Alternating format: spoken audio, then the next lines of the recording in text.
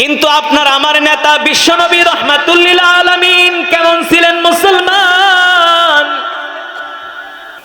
৩১৩ জন সাহাবী নিয়ে বদরের প্রান্তরে গেলেন। ১,০০০ কাফেরের বিরুদ্ধে লড়াই করার জন্য, ১,০০০ কাফেরের বিরুদ্ধে লড়াই করার জন্য আপনার আমার নেতা বিশ্বনবী গেলেন বদরের প্রান্তরে যুদ্ধ করার জন্য। যখন বদরের প্রান্তরে আল্লাহ রসুল গেলেন, আবু জেহেলরা গোয়েন্দা পাঠালো, যাও যাও দেখো মোহাম্মদের সৈন্যবাহিনীর কি অবস্থা। গোয়েন্দারা এসে আবু জেহেলকে রিপোর্ট দিল। আবু জেহেল শোনেন, মোহাম্মদ মাত্র ৩১৩ জন দুর্বল মানুষ নিয়ে সেই মদিনা থেকে বদরের প্রান্ত হলো প্রায় ২০০ কিলোমিটার। কয়শো?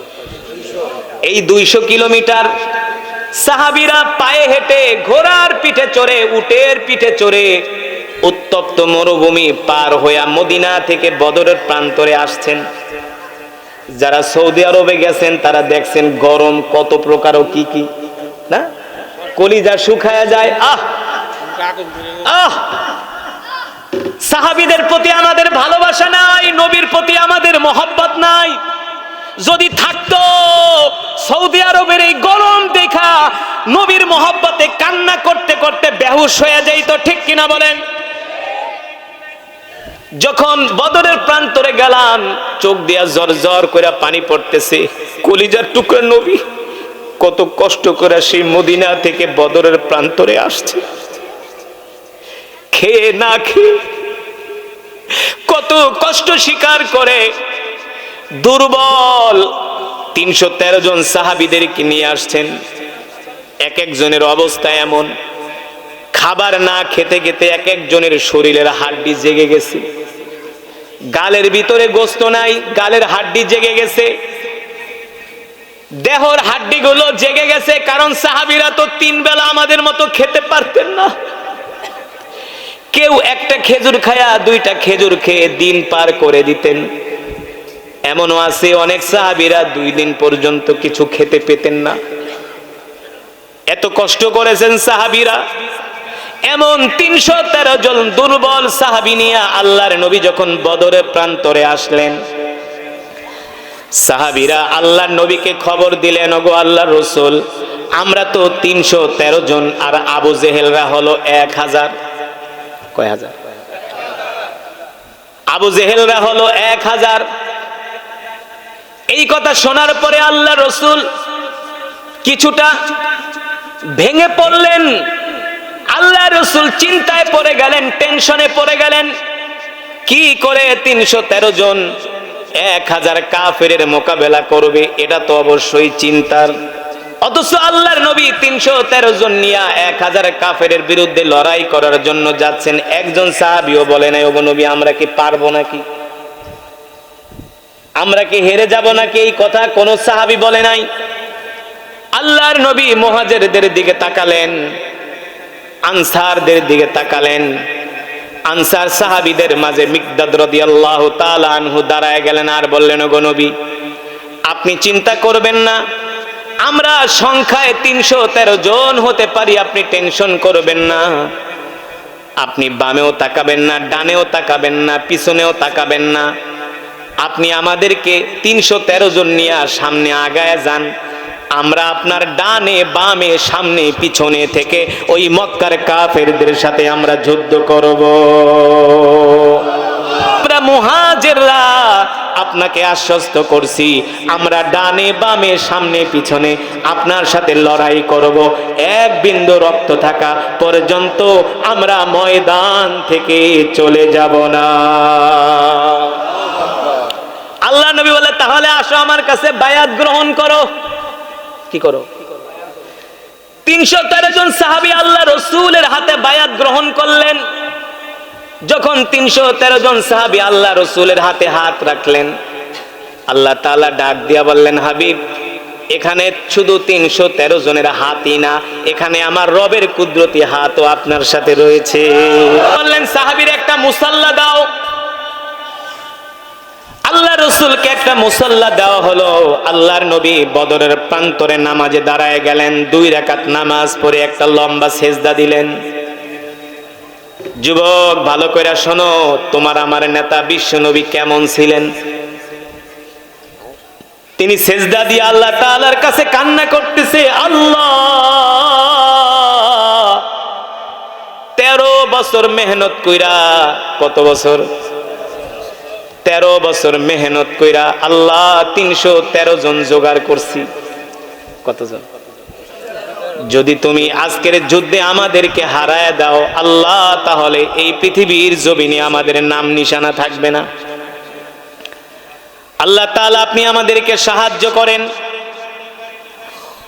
আল্লাহ তাআলা কাফেরদের মোকাবেলায় আমাদেরকে বিজয় দান করেন। আল্লাহ তাআলা কোরআনুল কারীমের সূরা নিসার মধ্যে, আল্লাহ তাআলা কোরআনুল কারীমের সূরাতুল আলে ইমরানের মধ্যে আল্লাহ তাআলা আয়াত নাজিল করে দিলেন, বালা ইন তাসবিরু ওয়া তাত্তাকু ওয়া ইয়াতুকুম মিন ফাওরিহিম হাদা ইউমদিদুকুম রাব্বুকুম বিখামসাতি আলাফিম মিনাল মালাইকাতি মুসাউইমিন। আল্লাহু আকবার। এই কথাটা আপনাদেরকে কেন শুনাইতেছি, এর কারণ আছে, ভালো করে খেয়াল করেন। আল্লাহ রাব্বুল আলামিনের কাছে বিশ্ব নবী যখন দোয়া করলেন, আল্লাহ আপনি আমাদেরকে বেয়াজ্জতি করবেন না, কাফেরদের মোকাবেলায় আমাদেরকে বিজয় দান করেন। যদি আপনি আমাদেরকে বিজয় না দেন, আমরা আমাদের শক্তি দিয়া, সৈন্য দিয়া, অস্ত্র দিয়া কখনো আমরা বিজয় অর্জন করতে পারবো না, একমাত্র আপনার দয়া আর মায়া ছাড়া, রহমত ছাড়া। ঠিক কিনা বলে? আল্লাহ রাব্বুল আলামিন কোরআনুল কারীমের আয়াত নাজিল করে দিলেন, বালা ইন তাসবিরু ওয়া তাত্তাকু ওয়া ইয়াতুকুম মিন ফাওরিহিম হাদা ইউমদিদুকুম রাব্বুকুম বিখামসাতি আলাফিম মিনাল মালাইকাতি মুসাউইমিন। হযরত জিবরাইল আসলেন। কে আসলেন? জিবরাইল এসে বলেন, ওগো আল্লাহর রাসূল, আপনি আপনার সেজদা উঠান, আপনি আপনার মাথা মোবারক উঠান, আপনার দোয়া কবুল হয়ে গেছে। এ যুবক, এখনো যুদ্ধ শুরু হয়েছে? এখনো যুদ্ধ শুরু হয় নাই। জিবরাইল এসে বলে, মাথা উঠান, সেজদা উঠান, আপনার দোয়া কবুল হয়ে গেছে। সুবহানাল্লাহ বলেন। আল্লাহ রাসূল বললেন, ভাই জিবরাইল, দোয়া কবুল হয়েছে মানি? বলে, আসেন আসেন। আল্লাহ রাসূলের হাত মোবারক ধরে জিবরাইল বলে, এই জায়গায় আবু জেহেল মরবে, এই জায়গায় আবু লাহাব মরবে, এই জায়গায় উতবা মরবে, এই জায়গায় সাইবা মরবে। এমন কি নবী, আপনারা যেই জায়গাটায় দাঁড়ায় আছেন এই জায়গাটা হলো মরুভূমি, বালু বালু, বালুর ভিতরে যদি মানুষ পাড়া দেয় তাহলে পা গেড়ে যায়, ঘোড়া পাড়া দিলেও পা গেড়ে যায়, গেড়ে গেলে সেই জায়গায় যুদ্ধ করে সুবিধা করা যায়। নবীজি, ওগো আল্লাহর রাসূল, একটু পরেই আল্লাহ তাআলা আসমান থেকে এখানে বৃষ্টি নাজিল করবেন, বৃষ্টি বর্ষণ করবেন। বালুর মধ্যে যদি বৃষ্টি হয় তাহলে বালু কি হয়? কথা বলে না, শক্ত হয়ে যায়। ঠিক কিনা বলেন? দেখেন আল্লাহ তাআলার রহমত, আল্লাহ তাআলার পক্ষ থেকে সাহায্য কিভাবে আসতেছে। জিবরাইল এসে বলেন, ওগো আল্লাহর নবী, একটু পরেই বৃষ্টি হবে, বৃষ্টি হলে এই জায়গাটা শক্ত হয়ে যাবে, আপনারা যুদ্ধ করে সুবিধা করতে পারবেন। কাফেররা যেখানে আছে সেখানে বৃষ্টি হবে, তার মানে ওরা বেকায়দায় পড়ে যাবে। ওগো আল্লাহর নবী, এটা তো হলো আপনার জন্য একটা ফার্স্ট সুসংবাদ। দ্বিতীয় সুসংবাদ হলো, যখন যুদ্ধ শুরু হয়ে যাবে আল্লাহ তাআলা ওয়ুমদিদুকুম রাব্বুকুম বিখামসাতি আলাফিম মিনাল মালাইকাতি মুসাউইমিন, আল্লাহ তাআলা আসমান থেকে আপনাদের জন্য 5000 ফেরেশতা পাঠায়া দিবে। যেই 5000 ফেরেশতা আপনাদের সাথে যুদ্ধ করবে। আর আস্তে কোন সুবহানাল্লাহ। কয় হাজার? জোরে বলেন, কয় হাজার? সেই পাহাড়টা বদরের প্রান্তরে, যেখানে শুহাদায়ে বদর, সেই বদরের মসজিদ থেকে মাত্র 2 কিলোমিটার দূরে সেই পাহাড়ের নাম হলো জাবালে মালাইকা। জাবালে এই পাহাড়টা আমি আমার এবার নিজের চোখে দেখে আসছি, নিজের চোখে দেখে আসছি। এই পাহাড়টা সৌদি আরবের যত পাহাড় আছে সবগুলো হলো পাথরের পাহাড়। কিসের পাহাড়? কিন্তু ওই জাবালে মালাইকাটা হলো বালুময় পাহাড়। দেখবেন পাথরগুলো মনে হয় কোনো মেশিন দিয়া গুঁড়া করছে, পাউডার হয়ে গেছে, পাউডার। সেই পাহাড় হলো পাথরের পাহাড়, কিন্তু সেই পাহাড়ের মধ্যে কোনো আস্ত পাথর নাই। পুরা পাহাড়টা হলো একেবারে পাউডারের মতো, পাথরগুলো মনে হয় পাউডার হয়ে গেছে। পুরাটা পাহাড় চতুর্পাশ দেখে ঘুরলাম, দেখলাম পুরাটা পাহাড় হলো একেবারে পাথরের পাউডার। অথচ হওয়ার কথা ছিল ওই পাউডারগুলো, ওই পাথরগুলো গড়িয়ে গড়িয়ে পড়ে যাবে, কিন্তু গড়িয়ে গড়িয়ে পড়ে না। সেই পাউডারের মতো পাথরগুলো একেবারে পাহাড়টা দাঁড়িয়ে আছে। ইতিহাসবিদরা বলেন যখন এই ৫,০০০ ফেরেশতা ওই পাহাড়ের উপরে আল্লাহ তাআলা নাজিল করেন, অবতরণ করেন, ফেরেশতারা নামার সাথে সাথে পাহাড় থেকে ধু ধু করে বালু উঠতেছে। ৫,০০০ ফেরেশতা যদি এক জায়গায় নামে তাহলে এই জায়গাটার অবস্থা কি হয়? পাথরগুলো পাউডার হয়ে গেছে।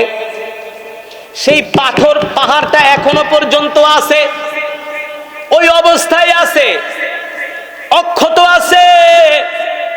প্রতিদিন লক্ষ লক্ষ মানুষ ওই পাহাড়টা দেখার জন্য যায়। কোরআনুল কারীমের আয়াতের সাথে পাহাড়ের সাথে মিলে যায়। আল্লাহ তাআলা বলেন, নবী আমি আল্লাহ আপনাকে সাহায্য করার জন্য আসমান থেকে এইখানে ৫,০০০ ফেরেশতা নাজিল করছি। সাহাবীদের চেহারার দিকে তাকায় আর ফেরেশতাদের দিকে তাকায়, মিলাইতে পারে না, বলে এটা আবার কোন বাহিনী, এটারে তো দেখি নাই, এটা আবার কোন বাহিনী, এই বাহিনী তো দেখি নাই, ওরা আবার কোত্থেকে আসলো? সুঠাম দেহের অধিকারী, বিশাল লম্বা আকৃতির, জুব্বাওয়ালা, পাগড়িওয়ালা।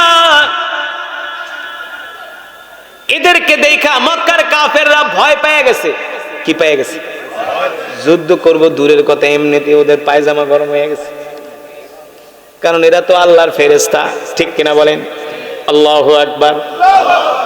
আমরা তো এমন মুসলমান, আল্লাহ তাআলা এই পৃথিবীর জমিনে আল্লাহ তাআলা আমাদেরকে কত নেয়ামত দিয়েছেন। ঠিক কিনা বলেন? ওই ৫,০০০ ফেরেশতা যখন কাফেরদের সাথে লড়াই করলেন, মক্কার কাফেররা যখন চরমভাবে পরাজিত হলেন, যুদ্ধ থেমে গেল, মুসলমান বিজয় অর্জন করলো। যেগুলা বাইচা ছিলেন সবগুলা মক্কার দিকে পালায় গেলেন, আর একজন দোস্ত যুদ্ধ তো থাইমে গেল, কিন্তু আমাদেরকে যে হাজার হাজার জুব্বা পাগড়িওয়ালারা ঘিরা ধরছে, হেরা কই? ওদের তো দেখি না। ওদের দেখবা কই থেকে? ওরা তো আসমান থেকে নামছে, আবার আসমানে চলে গেছে। আল্লাহু আকবার। জোরে বলেন আল্লাহু আকবার। ও মুসলমান, সেই ফেরেশতা আছে কি আছে না? আছে। সেই কোরআন আছে কি আছে না? আছে। কি এই কোরআনের মধ্যে তো আল্লাহ তাআলা বলছেন, আমি ৫,০০০ ফেরেশতা দিয়ে আপনাকে সাহায্য করছি। সেই ফেরেশতাও আছে, কোরআনও আছে, সেই আল্লাহ তাআলাও আছে, আল্লাহর নবীও আছে, কিন্তু আমাদের ঈমানের পাওয়ার না। আমাদের ঈমানের, আল্লাহ তাআলা আমাদেরকে যেই নবী দান করেছিলেন, যেই নবীকে আল্লাহ তাআলা আমাদের জন্য রহমত স্বরূপ দুনিয়ার জমিনে পাঠিয়েছেন, সেই নবীর আদর্শ, সেই নবীর চরিত্র, সেই নবীর আখলাক আমাদের মাঝে নাই। আজকে আমরা মুসলমানরা নামাজ পড়ি না, কথা বলে না। আজকে সমাজের ভিতরে হাজার হাজার মুসলমান, আপনাদের এই সমাজে কয়েক শত মুসলমান আছে, আছে কি আছে না? অনেক নিজেকে অনেক বড় বড় দাবি, ঈমানওয়ালা দাবি করে আমি অনেক বড় ঈমানওয়ালা মুসলমান। রাসূলের চরিত্র তার মাঝে নাই, রাসূলের সুন্নাহ তার মাঝে নাই, রাসূলের আখলাক তার মাঝে নাই। অথচ আল্লাহ রাসূল বলছেন, উম্মত তোমরা আমাকে অনুসরণ করো, তোমরা আমাকে অনুকরণ করো, আমার সুন্নাত অনুযায়ী তোমরা তোমাদের জিন্দেগিটাকে সাজাও। রাসূলের সুন্নাত তো দূরের কথা, রাসূলের আখলাক তো দূরের কথা, রাসূলের চরিত্র তো দূরের কথা। আজকে সমাজের ম্যাক্সিমাম মুসলমান ঠিকমতো নামাজই পড়ে না। কতক্ষণ এই সমাজের ভিতরে 100-র ভিতরে 98% মুসলমান হলো মুনাফিক। কি মাশাআল্লাহ, আপনারা যে স্বীকার করছেন ঠিক, এই জন্য ধন্যবাদ। এবার প্রশ্ন করতে পারেন হুজুর কিভাবে মুনাফিক? ইমাম সাহেব মোহতারাম, আপনি তো আমার মসজিদে গেছেন জুমা পড়তে না, হাজার হাজার মুসল্লি না, আপনার মসজিদেও কিন্তু শুক্রবারে জায়গা দেওয়া যায় না, কথা বল না? আপনার মসজিদেও কিন্তু শুক্রবারে জায়গা দেওয়া, এমনকি মাঠের ভিতরে মাঝে মাঝে নামাজ পড়ে, কথা কয় না? হ্যাঁ, আমি এক মাহফিলে গেছি চাঁদপুর মতলব, হুজুর আমাদের এই মাহফিল হলো 52তম। কততম? আমি কই তাহলে তো ওয়াজ করাইতে করাইতে একেবারে পাইকা গেছেন হুজুর, দাওয়াত দিতে দিতে একেবারে পিএইচডি করছেন। হুজুর এমন কোন হুজুর নাই আমাদের এই ওয়াজে আসে নাই। আপনারে 3 বছর ঘুরা তারপরে আপনাকে পাইছি। হুজুর আইছেন, এমন কেরাতে টান দিবেন যাতে মানুষ ঘরের থেকে খাতা বালিশ লয়ে আয়া পড়ে। শীতের দিন তো। আরেকজনে একা, হুজুর আপনি আমগো পাশে থানায় আইছিলেন, এক কেরাতে টান দিয়া 5টা মাইগের ইউনিট কেটে হালাইছেন। ওইটা আবার এলাকায় নাম হয়ে গেছে, কই হুজুর ইউনিট কেটে হালাইছেন। কই খুব ভালো হয়েছে। তা মাইগালা তো আমার দিব বদদোয়া যে হুজুরে আমার ইউনিট কাটছে। হুজুর এমন টান দিবেন যাতে সব পাগল হয়ে যায়। সেক্রেটারি কা, হুজুর এমন ওয়াজ করবেন যাতে মানুষের চোখ দিয়া পানি আয় পড়ে। আমি কই ওয়াজ করান কত বছর? কয় 52 বছর। কোন কি গা হুজুর? হুজুর 5টা গরু জবাই করছি, তোবারক রানতেছি, তোবারক 5000 মানুষের তোবারক খাওয়ামো হুজুর। মহিলা আছে আরো 5000, 10,000 মানুষ তোবারক খাইব। আমি কই মাশাআল্লাহ ভালো। তো ইমাম সাহেব জি গেলাম, ইমাম সাহেব আপনার এলাকার মুসল্লিরা ওয়াজ টোয়াজ শোনেনি? হুজুর সারা রাত ওয়াজ করলে একজনও উঠবো না। আমি কই তাহলে তো খুব ইমানদার, খুব ইমানদার, সারা রাত ওয়াজ শুনবো একজনও উঠবো না। হুজুর যত ওয়াজ করতে পারেন। ইমাম সাহেব সারা রাত ওয়াজ করুন, ঠিক আছে, একজনও উঠবো না, সবই বুঝলাম, কিন্তু আপনার মসজিদে জুমার নামাজে কেমন মুসল্লি হয়? সব দিকে হুজুর আপনি একটা কথা কইলেন, আমগো এলাকার মানুষ এত নামাজি, জুমার মসজিদে মিয়া ওই সিঁড়িতেও দাঁড়ায়, মাঠেও দাঁড়ায়, অনেকে কয় হুজুর অজুখানার পাশেও মাঝে মাঝে দাঁড়ায়, এত নামাজি। আমি তাহলে তো পুরা নামাজি, সব পাক্কা নামাজি, তো ভালো কথা ইমাম সাহেব। তাই জুমার নামাজে মুসল্লি এত, তো ফজরের নামাজের কি অবস্থা? কোন নামাজ? কথা কয় না জোরে, কোন নামাজ? ফজরের নামাজে কি অবস্থা? ইমাম সাহেব ওনার কথা কয় না। মিয়া কথা কন না কেন? ফজরের নামাজে কি অবস্থা? ইমাম সাহেবকে হুজুর লজ্জা দিয়েন না। আমি কই কেন? কয় হুজুর 80 ঘরে খাই। কয় ঘরে? হুজুর 80 ঘরে খাই। 80 ঘর বুঝেন তো? কি বুঝেন?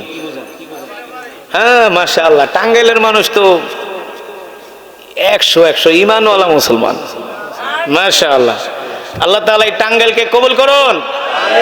এই টাঙ্গাইলের ওলামায়ে কেরামরা, এই টাঙ্গাইলের মানুষরা ধর্মবিরোধ, তার কারণ হলো এই টাঙ্গাইলে এমন একজন মহামানব, এমন একজন বিশ্ব নেতার জন্ম হয়েছে, যেই বিশ্ব নেতা বাংলাদেশের যারা রাজনীতি করে তাদেরকে রাজনীতি শিখিয়েছেন।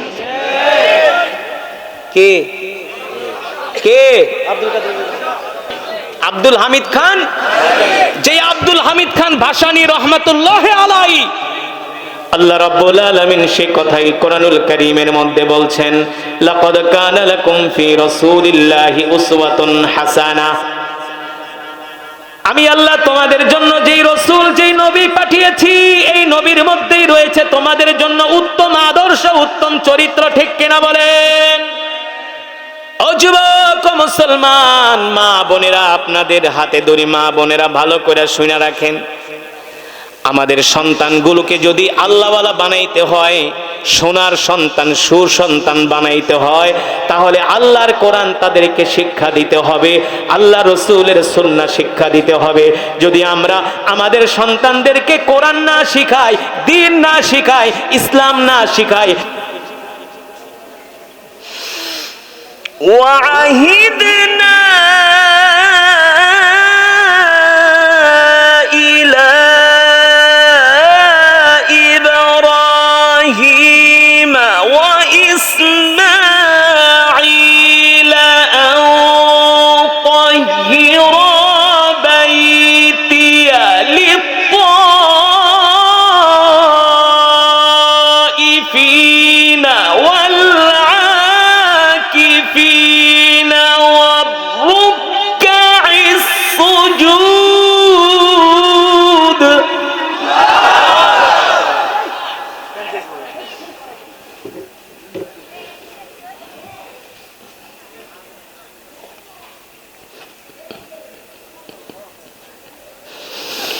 وَإِذْ قَالَ إِبْرَاهِيمُ رَبِّ اجْعَلْ هَذَا بَلَدًا آمِنًا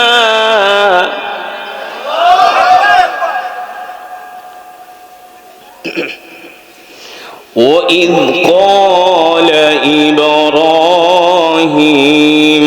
رَبِّ اجْعَلْ هَذَا بَلَدًا آمِنًا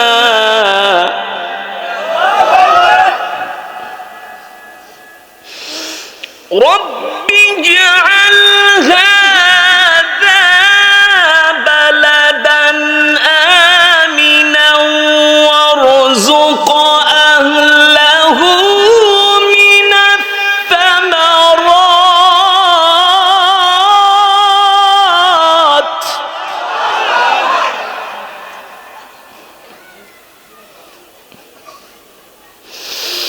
وَارْزُقْ أَهْلَهُ مِنَ الثَّمَرَاتِ مَنْ آمَنَ مِنْهُم بِاللَّهِ وَالْيَوْمِ الْآخِرِ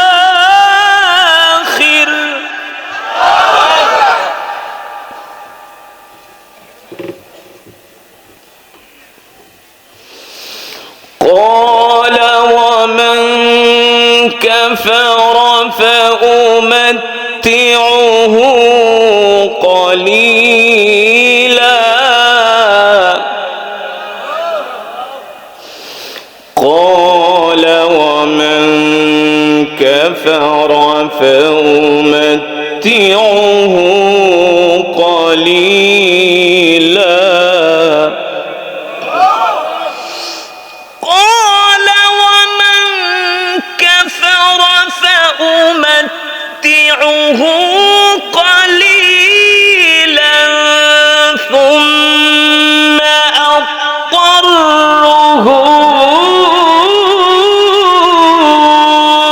إلى عذاب النار وبئس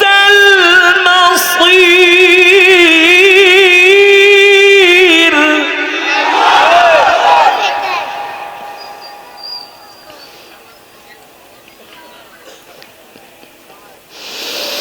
قال ومن كفر فأمتعه قليلا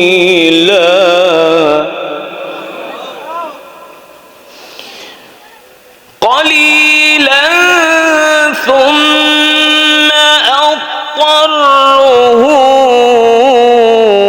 إلى عذاب النار وبئس المصير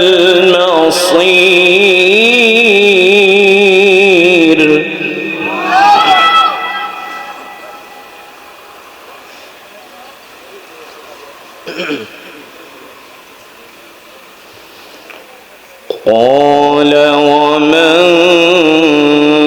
كفر فأمتعه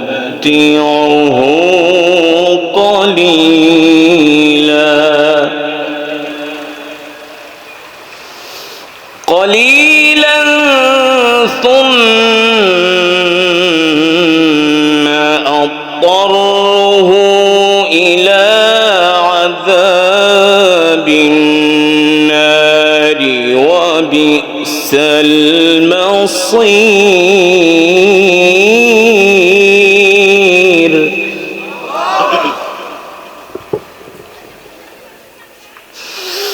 وإذ يرفع إبراهيم القواعد من البيت وإسماعيل ربنا تقبل منا إنك أنت السميع العليم.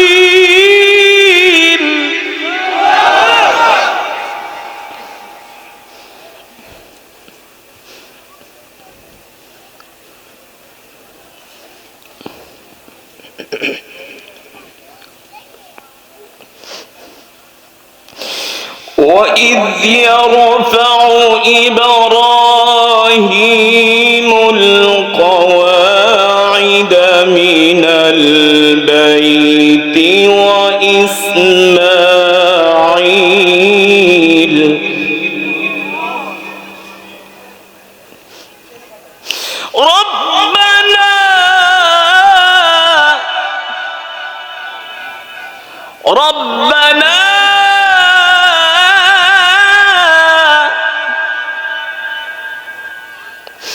ربنا تقبل منا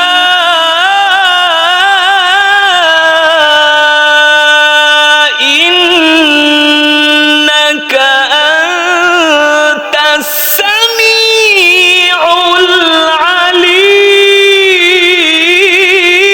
العليم.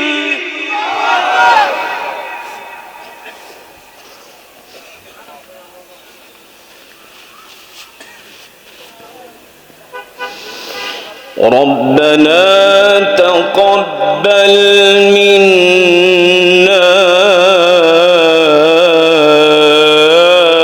إنك أنت السميع العليم.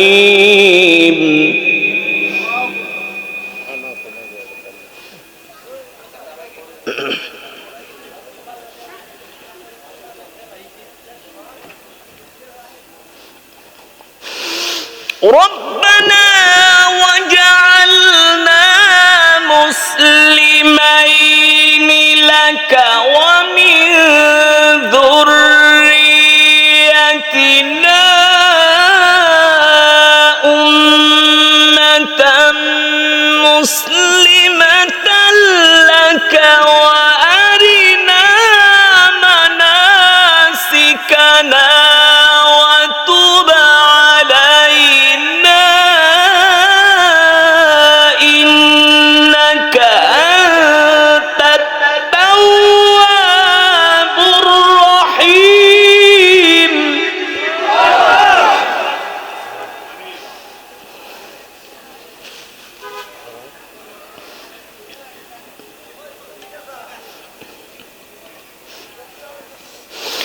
ربنا وجعلنا مسلمين لك ومن ذريتنا أمة مسلمة لك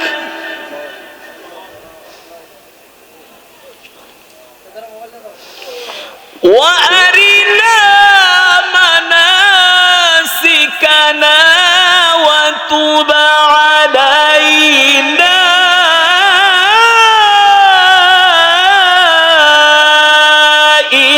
إنك أنت التواب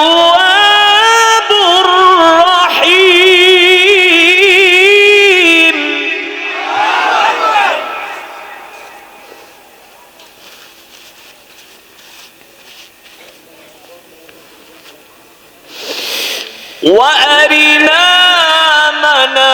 مناسكنا وتب علينا وأرنا مناسكنا وتب علينا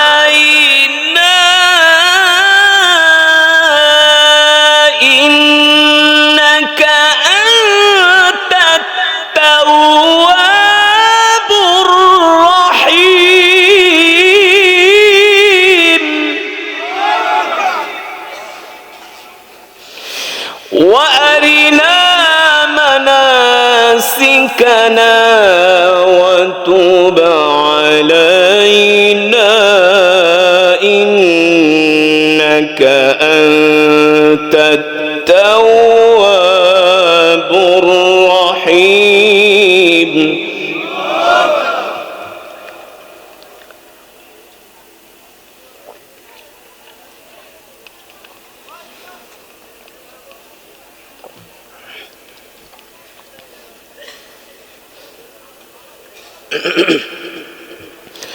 الله أكبر ولله الحمد بسم الله الرحمن الرحيم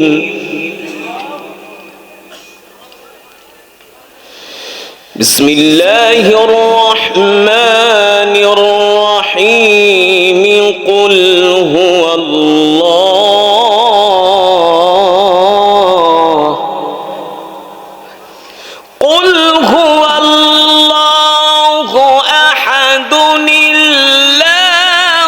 الصمد لم يلد ولم يولد ولم يكن له كفوا أحد بسم الله الرحمن الرحيم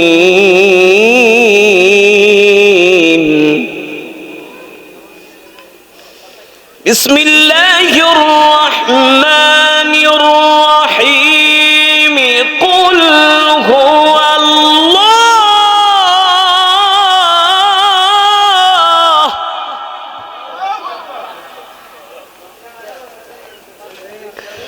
قل هو الله أحد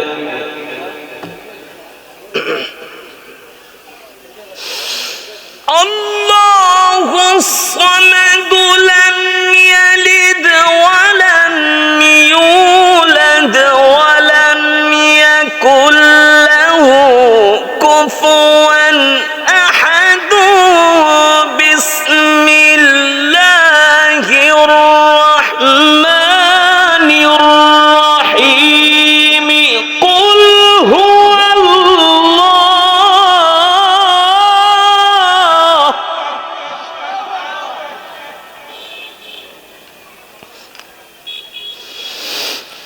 قل هو الله أحد الله الصمد لم يلد ولم يولد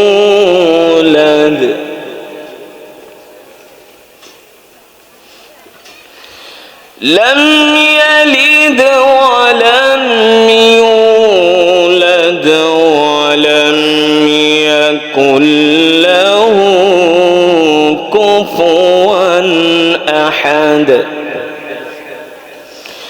لم يلد ولم يولد ولم يكن له كفوا أحد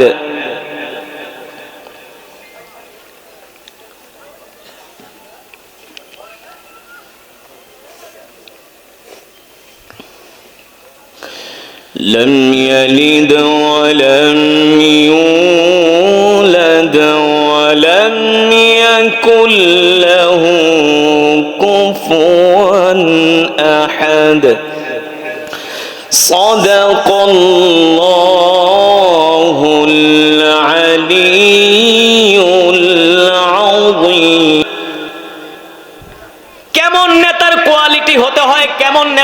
চরিত্র হতে হয়। আল্লাহর নবী বিশ্ব নবী রহমাতুল লিল আলামিন